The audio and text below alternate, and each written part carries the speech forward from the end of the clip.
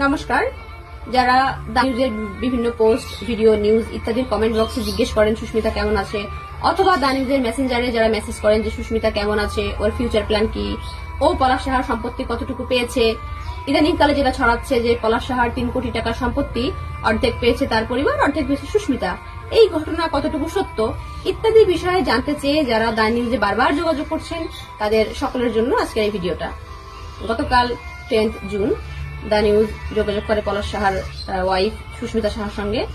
Last মাসে অর্থাৎ মে মাসের 10 তারিখেই কিন্তু সুস্মিতা সাক্ষাৎকার নেয় দা নিউজ, এবং এই জুন মাসের 10 তারিখেও সুস্মিতা সাহার পরিবারে যোগাযোগ করা হয় যে এই যে বিষয়গুলো ছড়াচ্ছে এই বিষয়গুলো কতটুকু সত্য। এই ঘটনা জানতে চাইলে সুস্মিতা সাহার পরিবার বলে যে পলাশ সাহার সুইসাইডের পর বাসাটা সিল জ্বালা করা ছিল, এটা আমরা সকলেই জানি। যখন এটা খোলা হয় তখন র্যাবের বেশ কিছু কর্মকর্তা, অফিসার এবং তাদের ওয়াইফ, পাশাপাশি পলাশ সাহার নিজের পরিবার এবং সুস্মিতা সাহার পরিবার, দুই পরিবারই উপস্থিত ছিল। সকলের উপস্থিতিতে বাসা খোলা হয়। খোলার পরে আরতি দেবী অর্থাৎ পলাশ সাহার মা বলেন যে তিনি অসুস্থ বোধ করছেন। এটা বলে তিনি নিজের বেডরুমে গিয়ে দরজা বন্ধ করে দেয়।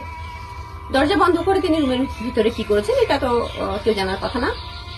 এটা আমি যে কথাগুলো বলছি এটা সুস্মিতা সাহার পরিবারের দাবি।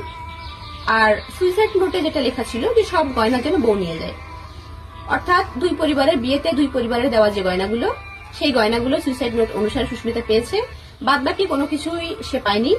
পলাশ সাহার অ্যাকচুয়ালি কতটুকু প্রপার্টি ছিল, কোন ব্যাংকে অ্যাকাউন্ট ছিল, কয়টা অ্যাকাউন্ট ছিল, কোন অ্যাকাউন্টে কত টাকা ছিল, কোথায় কি সম্পত্তি, কোথায় কি জমি ছিল কি না ছিল, কোনো বিষয়ে সুস্মিতা পারফেক্টলি বলতে পারে না। সে জানতোই না আসলে কোথায় কি ছিল। তার বিয়ে হয়েছে মাত্র 2 বছর, তাকে কোনো কিছু বলাও হয়নি, সে কিছু জানেও না। দ্বিতীয় হচ্ছে তাকে কোনো কিছুতেই নমিনি করা হয়নি, সুতরাং নমিনি না থাকলে সে কিন্তু পাওয়ারও কথা না। তার কত ক্যাশ টাকা ছিল সেটাও সুস্মিতা বলতে পারে না। পলাশ সাহার যে অ্যাকাউন্ট, যে চেক বই, সবকিছু কিন্তু তার মায়ের বেডরুমে, তার মায়ের আলমারিতে থাকতো। তাই জন্য কি আছে কি না আছে এটা সুস্মিতা খুব বেশি জানে না। সুস্মিতা সাহার নিজের বেডরুমে একটা ড্রেসিং টেবিল পর্যন্ত ছিল না। কেন? কারণ তার মায়ের দাবি ছিল যে এগুলো শ্বশুরবাড়ি থেকে দেওয়া হবে, সুতরাং তোমার নিজের কেনার দরকার নেই, তুমি কেন কিনবে, এটা তোমার শ্বশুরবাড়ি থেকে দেবে। তাই জন্য সুস্মিতা যদি কোথাও বেরোনোর সময় রেডি হতে হতো, তাকে কিন্তু ওয়াশরুমের আয়না দেখে রেডি হতে হতো।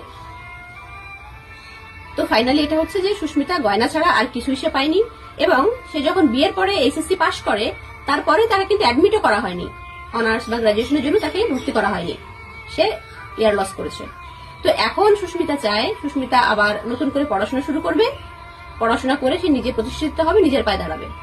তার কারণ এইভাবে যেন সে সবাইকে বলতে চায়, এইভাবে যেন কোনো প্রতিষ্ঠিত পাত্র পেয়ে আপনার মেয়েকে পাত্রস্থ করার আগে মা বাবা ভাবুন যে আমার মেয়ে যদি নিজের পায়ে দাঁড়ায় সে তার শ্বশুরবাড়িতে সম্মান পাবে।